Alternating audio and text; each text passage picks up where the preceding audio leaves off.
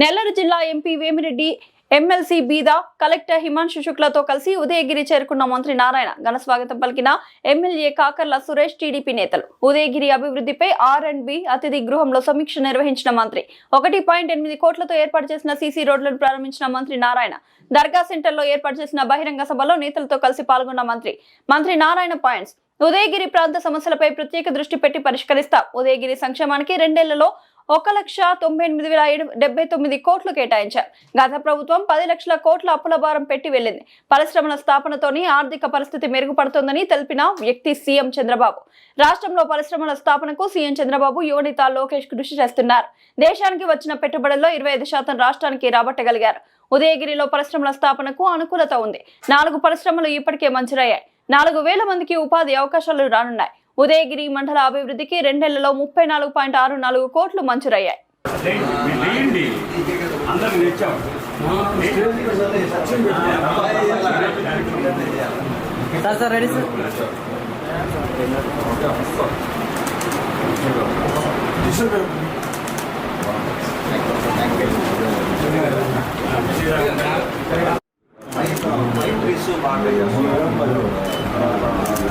Avocado కూడా try చేస్తాం. ఇంకైతే అవకాడో పల్నాడు అవకాడో ఆడ వైజాగ్ ఏరియా అవకాడో బాగా వస్తుంది. పల్నాడు ఎంత కూడా డ్రాగన్ గోడవరం అంతా అవకాడే సార్. గోడవరం ఏరియా ఉత్తరాంధ్ర అంటే అవకాడో బాగా. సీతారాంపురం చిన్న మండలం సార్. 2 మండలాల్లో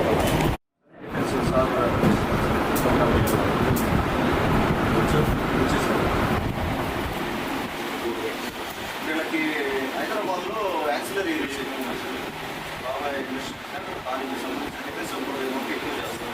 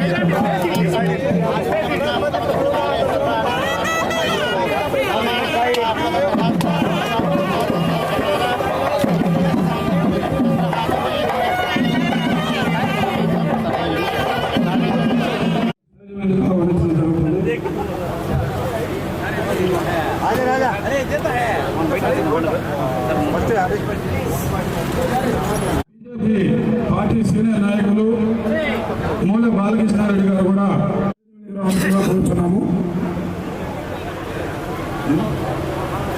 వైస్ ఎంపీ ఉదయగిరి రామయ్య లక్ష్మయ్య గారిని కూడా స్టేజ్ మీదకి ఆహ్వానించడం జరుగుతుంది. శాసనసభ్యులు కూర్చున్నాము.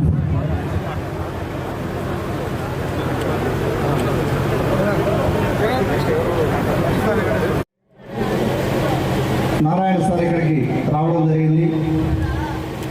వారితో పాటు మన పార్లమెంట్ సభ్యులు వేమిరెడ్డి ప్రభాకర్ రెడ్డి అన్న కూడా వచ్చారు. అలాగే తెలుగుదేశం పార్టీ జిల్లా అధ్యక్షులు బీదా రవిచంద్రన్న వారు కూడా వేదిక మీద ఆసీనులై ఉన్నారు. మనకు దీని తర్వాత ఒక కార్యక్రమం ఉంది, ఎక్కువ టైం లేదు కాబట్టి క్విక్గా ఒక నలుగురు మాట్లాడతారు. మొట్టమొదటిగా మన తెలుగుదేశం పార్టీ జిల్లా అధ్యక్షులు పేద రవిచంద్ర గారు వారి సందేశాలు